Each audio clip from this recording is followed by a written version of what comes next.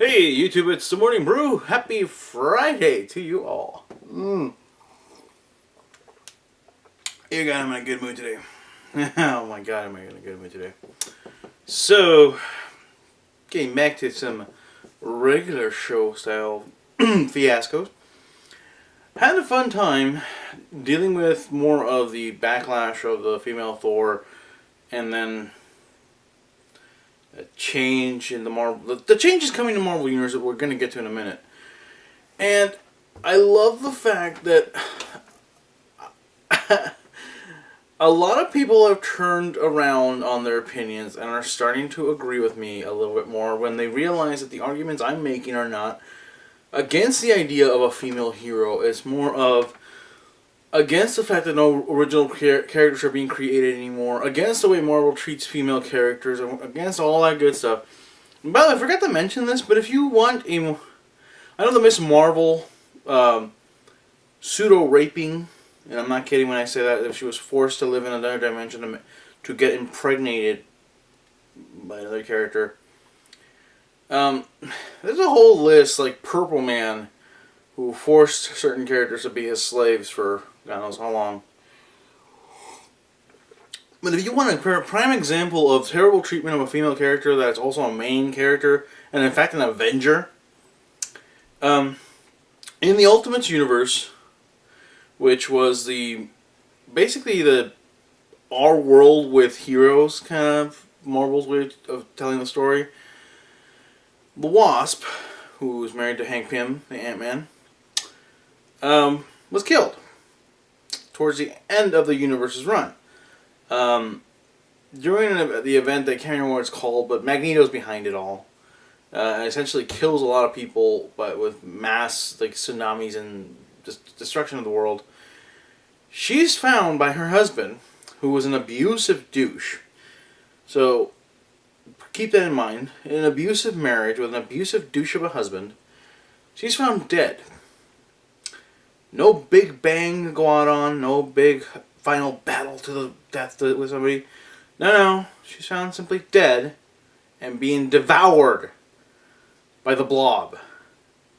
A mutant that gets bee-slapped by the X-Men on a regular basis. Wolverine wiped his bum with this guy on a regular basis, and yet there he is eating her literal guts out when Ant-Man finds her, and then Ant-Man proceeds to bite his head off and toss his body off to the side like a grenade. Now, if that's not terrible treatment of a beloved and well-known character, I don't know what is. But, way to go, Marvel. Just do what you always do, right? And FYI, this death happened recently, like in the last year. That means it was under Disney supervision. This is the way Disney wanted to kill off the Ultimates universe. By killing off all the characters, basically. The universe got eaten by Galactus. Or is currently being eaten by Galactus from regular Marvel universe that combined with the Galactus insect cloud from their universe, which is a variation on the movie universe Fantastic Four's Galactus. I'm sorry, that's a lot of nerd talk even for me. Anyways, let's get on with the show. All I have to say, I'll get into more of what happened because it was a fun time. But remember how I talked about DreamWorks TV and their new series called Fifi, Cat Therapist? Well, a new episode came out since I last talked about it.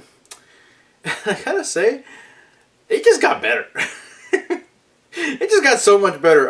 Episode 2, dubbed World's Dumbest Dog, voiced by a really good friend of mine, Dino Andrade. You've heard me talk about this guy before. You've heard me gush over the fact that I know him and I consider him a good friend and a great person to know. He's also the voice of the Scarecrow in Arkham Asylum. And does voices for WoW. He did Call of Duty games, and guy's great person to know. Does a great voice, gives him this southern accent that my wife, who also knows Dino, and we always talk to him at conventions, could not recognize the voice. All I have to say, once again, I can't really go into too much on the episode, because it's 2.5 minutes long, 3 minutes long, and this whole conversation piece is already gone for like a minute and a half.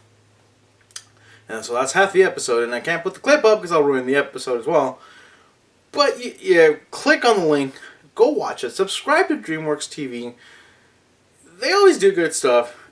They've got these little short Shrek episodes that I love watching. I just posted one on my daughter's Facebook page about the Wrong Direction.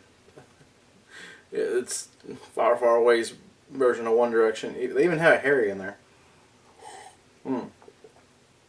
So, make sure you check out episode 2 of Fifi Cat Therapist, World's Dumbest Dog, voiced by Dino Andrade, and I cannot tell you enough how much I love this episode, and how much I hope that character comes back for a second session. Well, enough with the fan gushing. Because there's more episodes to come, and I'm getting lucky enough to get a preview link for episode 3, and once I'm able to talk about it, and once I get to watch it, I'll let you know how it goes. But I'm really excited about this. I'm really enjoying the series. The animation takes a great step forward in the second episode, where more detail comes into play, and the scenarios get more interesting. So, let's see what happens. Alright, so, we talked about Marvel going on The View. Talked about Marvel announcing how Thor will become female. Well, the power of Thor will be transferred to a female character in the Marvel Universe. That's technically what's going to happen. Well, Marvel decided to go on the Colbert Report. Colbert Report, good place, because we all know Colbert is a Marvel fanatic. He loves Captain America. Holds the Captain America shield on his wall of trophies, and it's been pictured holding that shield. As interviewed Stan Lee. The man is a Marvel fanatic. That Marvel is how you make an announcement. You go where the fans know to find you. You go where your fans aren't necessarily the only viewers watching the show. And of course you go where it'll make headlines. With that said, Marvel went on to announce that Sam Wilson, the Falcon, Red Falcon, whatever you want to call him, will be taking on the mantle of Captain America at the end of the Original Sin storyline run. And it's not as simple as going, "Oh, Captain America's turning black now." No. Let me take a drink. Ponder that dumb thought for a second. Captain America isn't just going black. This is the case of Steve Rogers, Captain America, is going to lose his powers. He's going to lose his super strength, his super ability, his super everything, and including his youth by the end of Original Sin. Excuse me. With that said, being unable to continue serving his country as Captain America, he will pass on the shield to Sam Wilson, the Falcon. Now, if you're a comic book reader or a moviegoer and you're wondering, hey, about Bucky, man, Winter Soldier, he's been, he was Captain America after Steve Rogers was assassinated by a sniper after Civil War. Correct, he was. Good job. I'm proud of you. Now we're all assuming that you knew that. And I'm going to assume because you're watching this show. But yes, Bucky did serve as Captain America for a short period of time, and he had that weird arrowy crotch thing going on. You know what I'm talking about. Look it up. Well, here's the thing. Bucky, or Winter Soldier, will continue to serve as an Avenger in the upcoming series. As the Winter Soldier.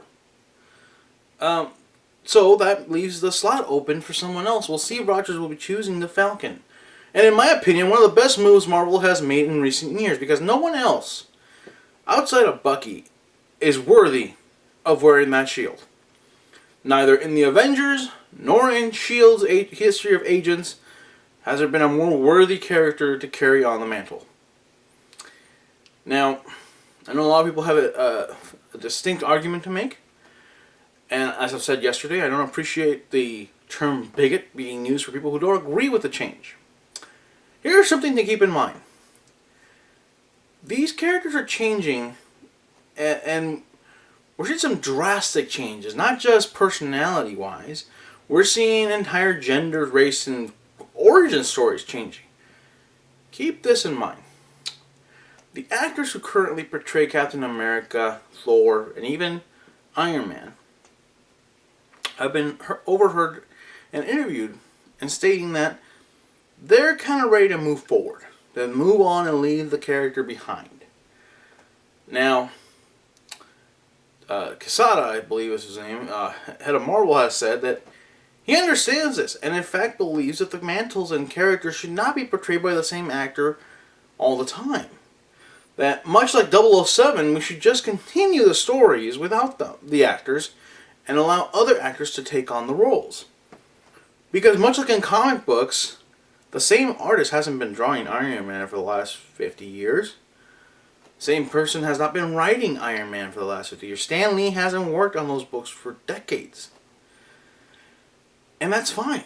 Other people have taken on the responsibility, have taken on the inspiration that Stan Lee left behind, and continued to do their own interpretations of characters.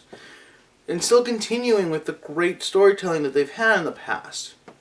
So with that said, my theory, my feeling is more like it, is that the Marvel Universe is easing us in to the idea that Steve Rogers will not always be Captain America.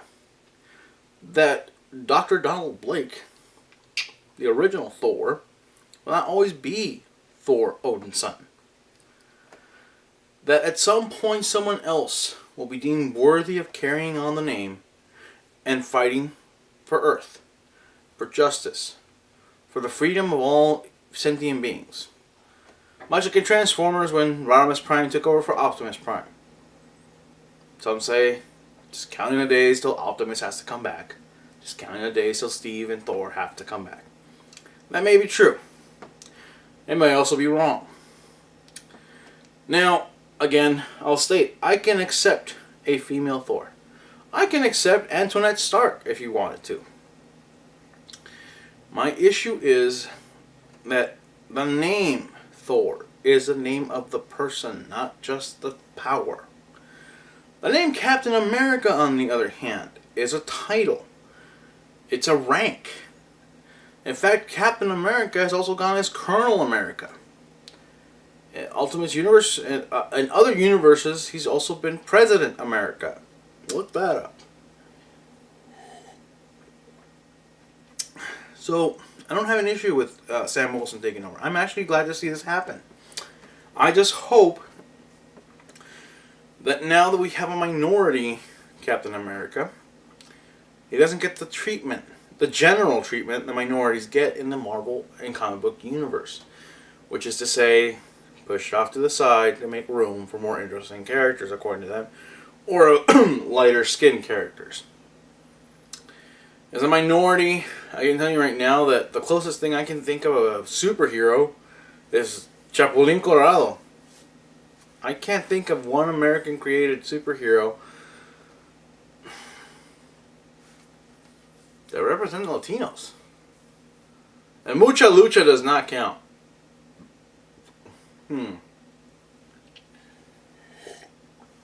Neither does Guacamole. Nope. Comments. I really can't think of a Latino superhero. I'm trying to really hard, actually. Nope.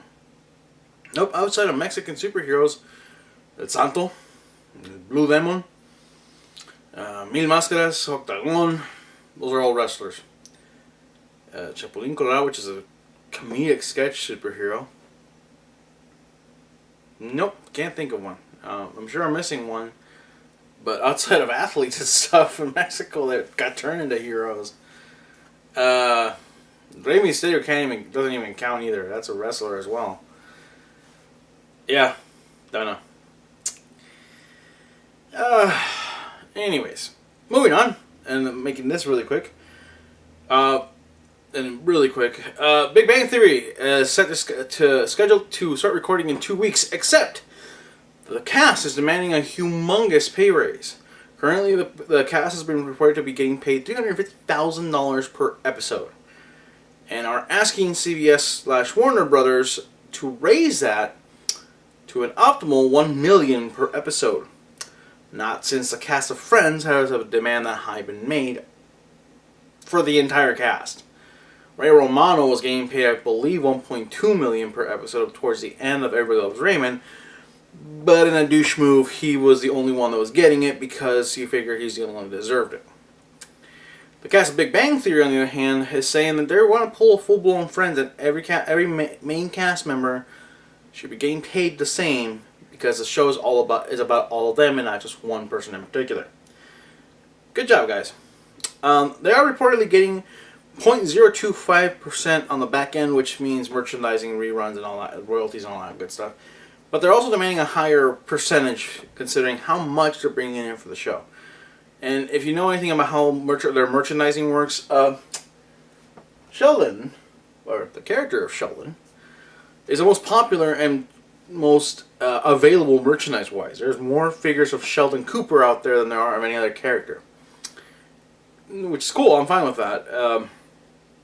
Well, I feel they are asking for a fair amount of money, considering how popular and how well followed the show is.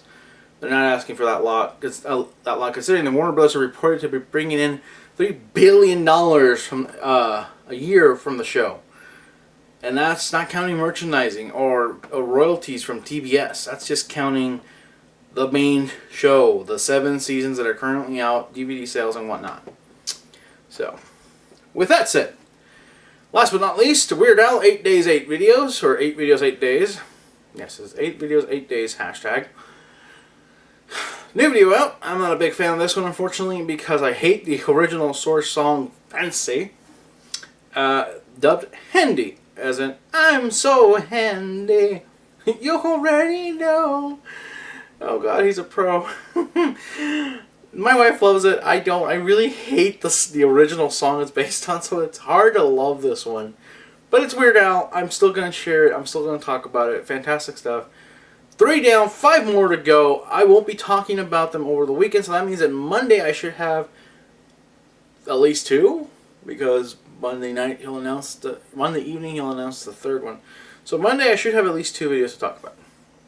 So with that said, thank you for tuning in. Thank you for joining me as always. And until next time, next video you see me, next day I see you. Until then, do yourself a favor. Enjoy your brew. Hey, thanks for tuning in. Thanks for staying to the end of the video. Do that subscribe thing, do the like and share thing, do the playlist thing. Make sure you check out my other videos. The Comic-Con Survival Guide's still out there. The Rage Quit on Female Thor is out there. And of course, excuse me, my Girl Meets World episode recap is out there. And tonight I should have watched the 3rd episode and done a video recap over the weekend. So, with that, make sure you check out Fifi Cat Therapist. I'm telling you, they're cute, short, 3-minute cartoons. I love them. They're funny. They're sweet. They're not offensive in any way, so they're safe for work. Watch them. Enjoy them.